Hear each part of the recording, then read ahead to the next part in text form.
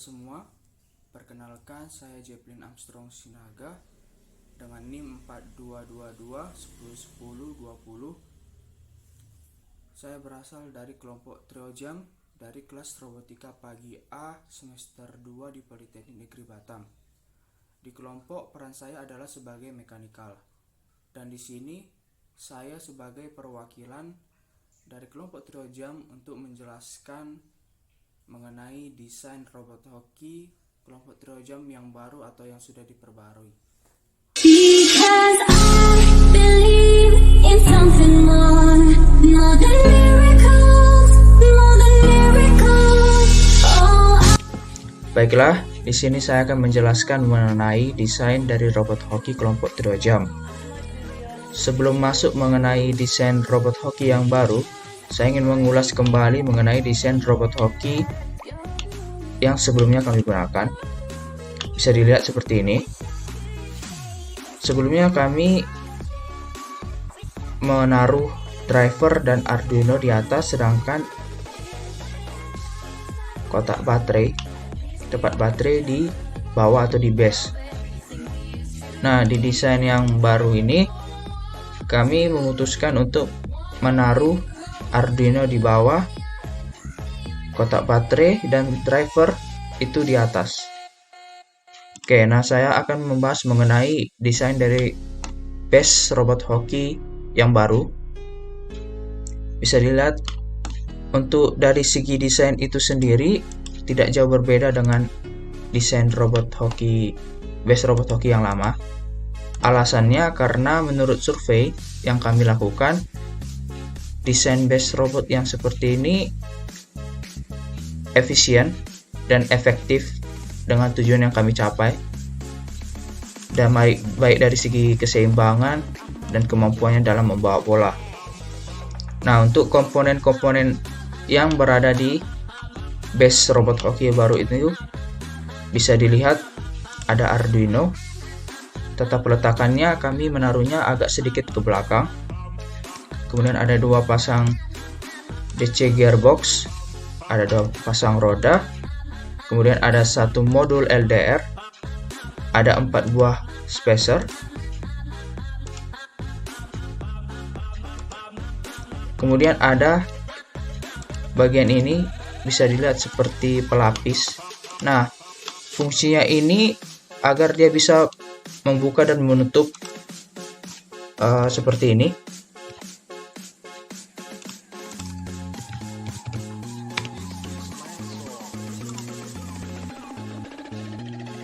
Seperti ini bisa dilihat.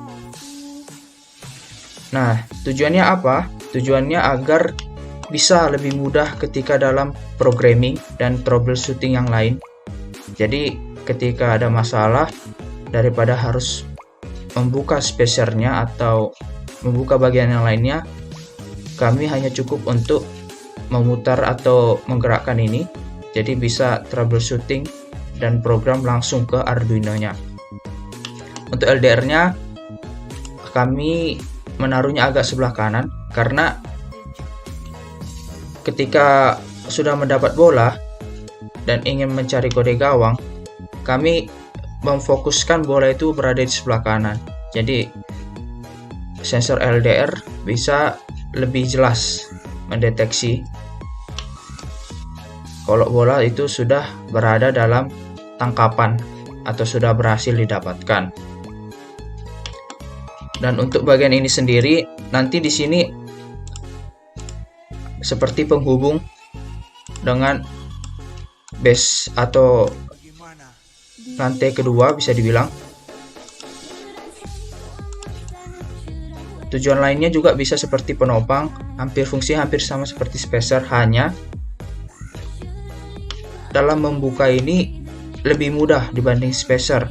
Kalau spacer itu kita harus memutar mur, sedangkan sini cukup ditarik saja karena ini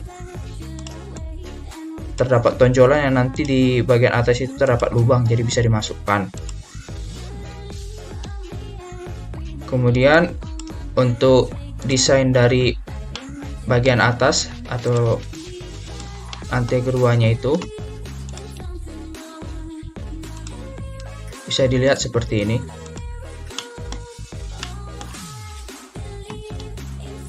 komponen-komponen apa aja yang berada di lantai 2, yaitu ada kotak baterai, kemudian ada PCB yang warna coklat ini, ada limit switch, 2 pasang limit switch, kemudian ada sensor ultrasonic, terdapat juga ada 2 IR receiver. Gunanya apa? Yang atas gunanya untuk mendeteksi gawang, kode gawang, yang sedangkan yang di bawah untuk mendeteksi kode bola. Kemudian terdapat seperti penghalang di bawah, bisa dilihat. Kemudian di sini terdapat lubang, dua buah lubang. Nah, tujuannya apa? Yaitu agar sinar dari LDR itu bisa nyampe keluar, tidak terhalang. Kemudian bisa dilihat ada 4 buah lubang, 1, 2,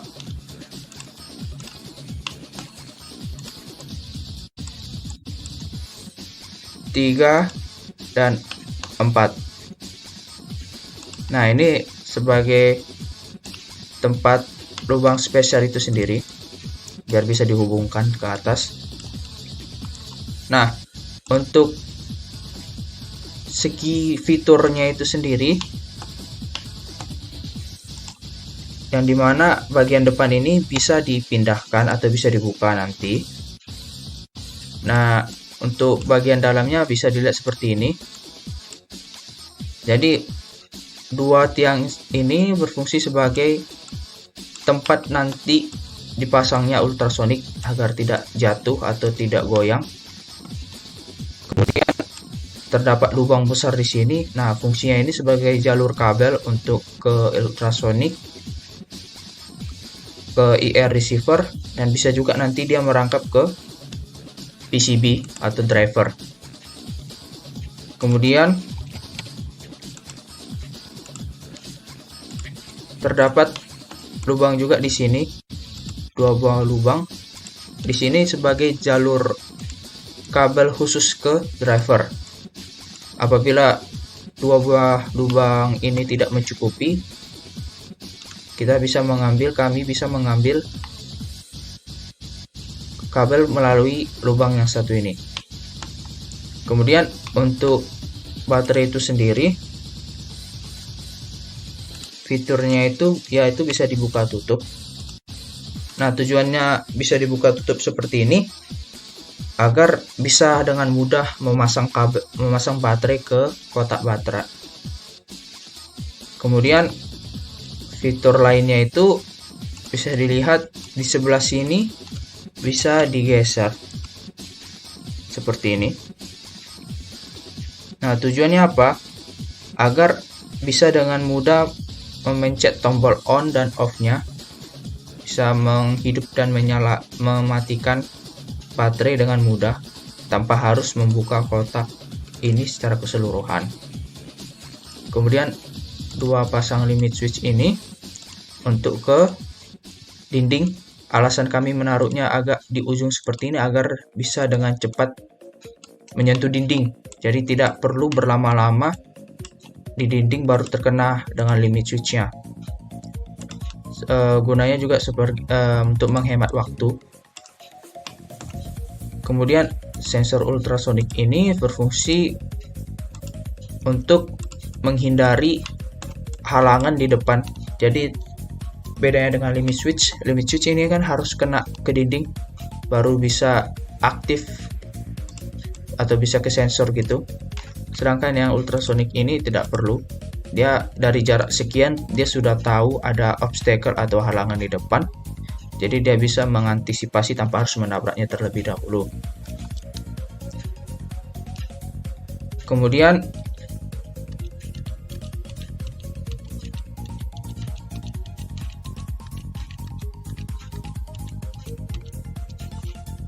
terdapat seperti dinding di sini. Nah, tujuannya itu agar tidak nampak bolong di bagian roda dan DC gearboxnya. Dan kemudian di sini tempat limit switchnya, alasan kenapa kami membolongi, tidak menutupnya ini, yaitu sebagai jalur kabel untuk ke limit switch, jadi dia bisa lebih mudah. Kemudian yang bagian seperti ini, seperti yang di base tadi, ini penghubungnya ke base tadi, jadi sistemnya lebih mudah dibanding spacer, dan juga bisa sekaligus sebagai alat penopang bantu selain spacer. Dan untuk jalur kabel dari baterai itu sendiri bisa dilihat seperti ini, ada dua di sini, dua buah lubang kecil. Jadi jalur kabel menuju baterai bisa dilihat, bisa melewati lubang ini. Kemudian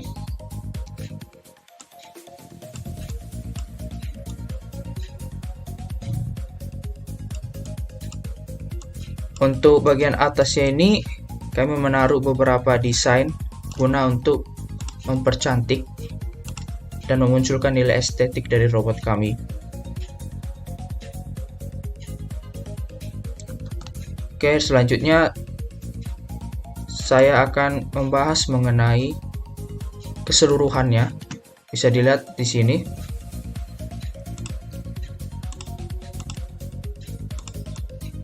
Beginilah keseluruhan dari full bodinya robot hoki kelompok Trio Jump setelah disusun. Bisa dilihat. Jadi kami memutuskan untuk menutup sebagian besar lubang atau celah agar terlihat lebih bagus dan memunculkan nilai estetik itu sendiri. Bisa dilihat.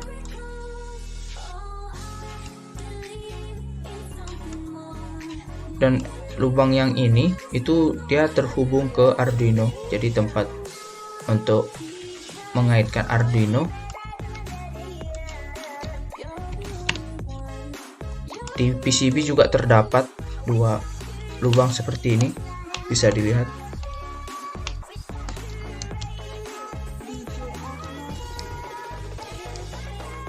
Nah, untuk dari warna itu sendiri, beginilah penampilan robot kami setelah full warna.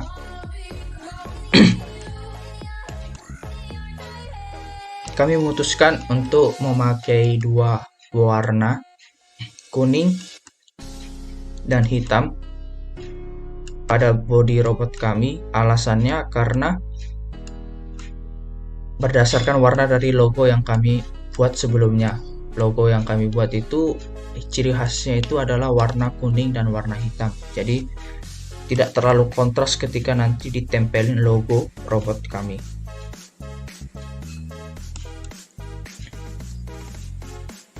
Nah, untuk desain ini nantinya bisa akan berubah bergantung kondisi dan kesepakatan bersama dari kelompok Trio Jump.